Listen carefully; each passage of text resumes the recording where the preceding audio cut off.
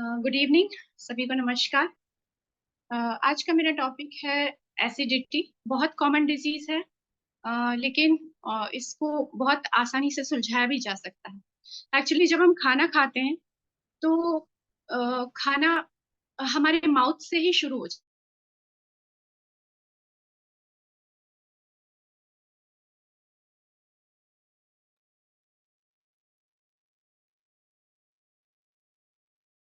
हाँ जी, कंटिन्यू। है।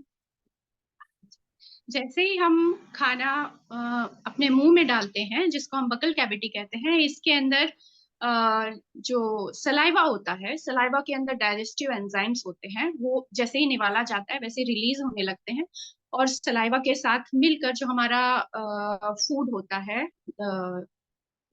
निवाला होता है, वो ब्रेक डाउन होना शुरू हो जाता है। बकल कैविटी के बाद जो मेन पार्ट आता है वो ईसोफेगस कहलाता है। ईसोफेगस में जैसे ही हमारा खाना जाता है, ईसोफेगस का जो लास्ट एंड होता है वो स्टमक में खुलता है। लेकिन उस ईसोफेगस और स्टमक के बीच का एक बहुत ईसोफेगस के लास्ट में एक छोटा सा पार्ट होता है, जिसको मसल पार्ट होता है, जिसको एलईएस कहते हैं। एलईएस का मतलब है लोअर ईसोफेजियल स्फिंक्टर। ये जो मसल होता है, एक्चुअली ये एक तरह का नेचुरल दरवाजा है। जैसे ही खाना इसोफेगस में आता है वैसे ही ये स्टमक में ये दरवाजा खुल जाता है और पूरा खाना स्टमक में चला जाता है। फर्दर जब स्टमक में खाना चला जाता है तो स्टमक में डाइजेस्टिव एंजाइम्स और एसिड रिलीज होना शुरू हो जाते हैं, हाइड्रोक्लोरिक एसिड। और सारा खेल इसी एसिड का है। जैसे ही ये हाइड्रोक्लोरिक एसिड रिलीज होता है, ये एक्चुअली इस एसिड का काम है फूड को ब्रेक डाउन करना और दूसरा हार्मफुल बैक्टीरियाज को मारना।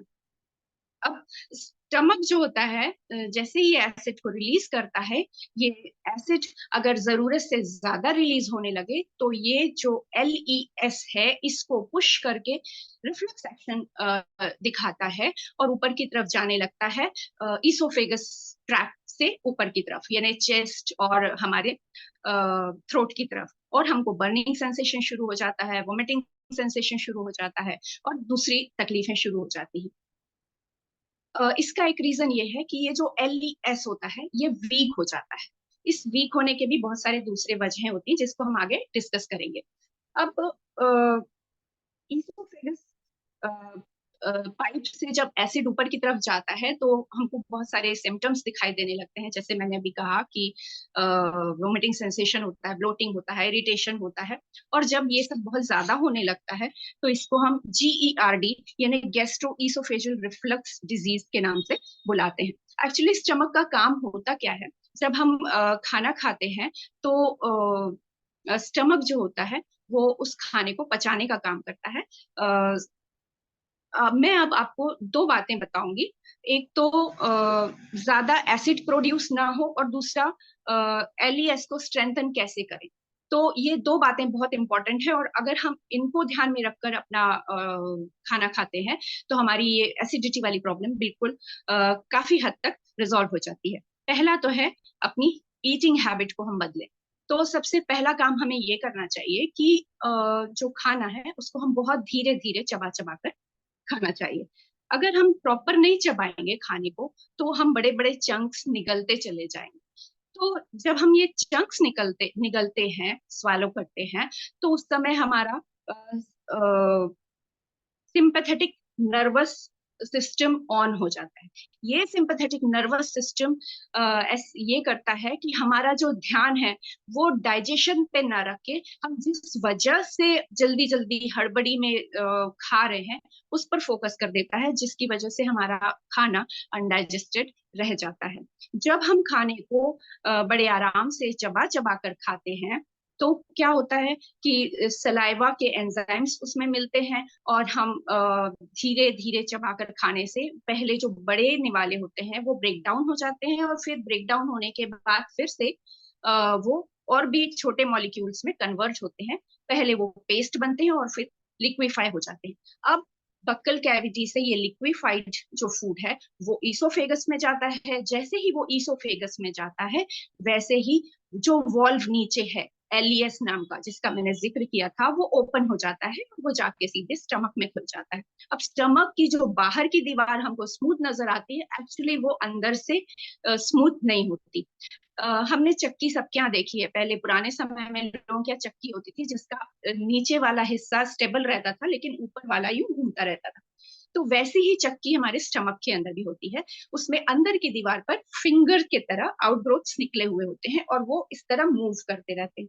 तो जो खाना हम खाते हैं वो जैसे ही स्टमक के अंदर जाता है, स्टमक की ये मूवमेंट शुरू हो जाती है और वो खाना बारीक होना शुरू होता है। लेकिन इतना ही काफी नहीं है, एसिड रिलीज होता है। और अगर हमारा खाना ऑलरेडी लिक्विफाई हो गया है तो थोड़े से एसिड में हमारा पूरा खाना पच जाता है। लेकिन अगर हम बड़े बड़े चंक्स निगलते हैं तो वो जो खाना है वो उतने एसिड में नहीं पच पाता है, इसलिए स्टमक बहुत ज्यादा एसिड को रिलीज करता है, प्रोड्यूस करता है। और यही सबसे बड़ा रीजन हो जाता है एसिडिटी होने का, क्योंकि ये एसिड फिर रिफ्लक्स एक्शन करता है, ऊपर की तरफ जाता है और हमारे लिए यहाँ पर थ्रोट में या चेस्ट में हमको जलन होती है, बर्निंग सेंसेशन होता है। तो अब हमें करना क्या है? तो सबसे बड़ी चीज आज ही हमको ये नोटिस करना चाहिए कि हम कितनी बार चबाते हैं। अगर हम 4 बार चबाते हैं तो आज से ही हमको शुरू करना है 8 बार। अगर हम 8 बार चबाते हैं तो 16 बार, 16 बार चबाते हैं तो 32 बार। पहले पुराने लोग कहते भी थे कि खाने को 32 बार चबाना चाहिए, तो प्रॉपर डाइजेशन होता है। अब दूसरा पॉइंट ये आता है कि और कौन से रीजन है। तो दूसरा एक और बहुत इंपॉर्टेंट रीजन है, हम मील को स्किप करते हैं। इस कम्युनिटी में आने से पहले तो मेरे साथ भी ऐसा होता था, बाकी सारे काम इंपॉर्टेंट होते थे लेकिन हम अपना खाना स्किप कर देते थे कि बाद में खाएंगे, थोड़ी देर से खाएंगे, और फिर बहुत देर हो जाती थी। लेकिन एक्चुअली इस कम्युनिटी में आने के बाद पता चला कि 5 मील प्रोग्राम भी कुछ होता है। हमको टाइम टू टाइम खाना खाते रहना चाहिए, थोड़ा थोड़ा हल्का फुल्का। तो जैसे हम सुबह शेक लेते हैं, उसके बाद 10 साढ़े 10 बजे एक मील और लेते हैं, कुछ फ्रूट लेते हैं, फिर 12 साढ़े 12 बजे फिर, और फिर 1:30 बजे खाना खाते हैं, उसके बाद 4-5 बजे फिर इवनिंग स्नैक्स के बाद डिनर करते हैं। जब हम डिनर करते हैं तो अक्सर डिनर लेट हो जाता है। डिनर का सीधा सीधा फंडा ये है कि रात को सोने के कम से कम 3 घंटे पहले डिनर कर लेना चाहिए। अब ऐसा क्यों करना चाहिए? क्योंकि जब हम डिनर करते हैं, एक तो वैसे ही सन के साथ हमारी जो डाइजेशन की कैपेसिटी होती है वो कम हो जाती है, जैसे ही सनसेट होता है वैसे ही। उसके साथ साथ दूसरी चीज ये भी है कि कुछ लोगों को आदत होती है, जैसे कहते सुना है कि अरे पहले सब काम करवा लो और फिर खाना खाने के बाद तो मुझसे कुछ नहीं होता, बस वो खाना खाते हैं और लेट जाते हैं। या कुछ इतना लेट खाना खाते हैं कि उनके पास बैठने या घूमने का टाइम नहीं होता, बस सो जाते हैं। तो उससे होता ये है कि सीधे वो जो एसिड प्रोड्यूस हुआ है लेट नाइट खाना खाने की वजह से, वो एसिड ऊपर की तरफ चढ़ता है और एसिडिटी होने लगती है। तो इससे बचने के लिए हमको ये करना चाहिए कि रात को सोने के कम से कम 3 घंटे पहले हमको खाना खा लेना चाहिए। खाना खाने के बाद कुछ देर बैठे रहना चाहिए या हल्का फुल्का घूमना चाहिए। और अगर हम 10 बजे सोते हैं, 7 बजे हमने खाना खा लिया, तो हमारे पास बहुत सारे दूसरे काम होते हैं जो हम करते हैं, तो इससे हमारा जो डाइजेशन होता है एकदम प्रॉपर होता है और एसिडिटी जैसी कोई भी चीज क्रिएट नहीं होती है। इसके बाद एक और पॉइंट आता है जो हमारे कम्युनिटी में तो नहीं है। बहुत सारे ऐसे लोग हैं जिनको सुबह उठ के एकदम से चाय या कॉफी पीने की आदत होती है, तब तक उनको फ्रेश लगता ही नहीं है, ऐसे लगता है कि हमारा अभी सुबह ही नहीं हुई, हमारा दिन ही नहीं निकला। ऐसे लोग क्या करते हैं, चाय पी लेते हैं और फिर उनको फ्रेश लगता है। लेकिन एक्चुअली होता इससे ये है कि चाय में जो कैफीन होता है वो उसकी वजह से एसिडिटी बढ़ती है। कुछ लोगों को सोने की बीमारी होती है, या वो ज्यादा सो नहीं पाते या इतना वक्त नहीं मिलता कि वो प्रॉपर नींद ले पाए, तो ऐसे लोगों को भी प्रॉब्लम होती है। ये बहुत बड़ा रीजन है। प्रॉपर अगर नींद लें तो एसिडिटी कम हो जाती है। तीसरी एक और चीज है स्मोकिंग और ड्रिंकिंग। तो जो लोग स्मोक करते हैं किसी भी तरह का, बीड़ी सिगरेट या जो भी, तो उसमें निकोटिन उनके अंदर जाता है, और ये जो निकोटिन नाम का जो एलिमेंट होता है, ये जो एलईएस नाम का मसल वॉल्व है जो इसोफेगस के दरवाजे को स्टमक में खोलता है, उसको कमजोर करता है, उसकी दीवारों को कमजोर करता है, और इस वजह से एसिड बार बार उस रिलैक्स्ड दरवाजे को ऊपर की तरफ पुश करके और ऊपर की तरफ चला जाता है। तो अगर इसको हमको रोकना है तो निकोटिन और अल्कोहल का इनटेक खत्म करना पड़ेगा। तीसरा बहुत इंपॉर्टेंट है पॉस्चर। कुछ लोग बहुत बेंड होके बैठते हैं खाना खाते वक्त भी, और यूजुअली उनका पॉस्चर बहुत गलत होता है। इसकी वजह से स्टमक पर बहुत जोर पड़ता है और उसकी वजह से भी एसिड रिलीज होता है। तो बहुत इम्पोर्टेंट है कि एक जगह हम बैठे ना रहें। कई लोगों का ऑफिस जॉब होता है, वो खाते हैं और फिर बैठ जाते हैं अपना काम करने।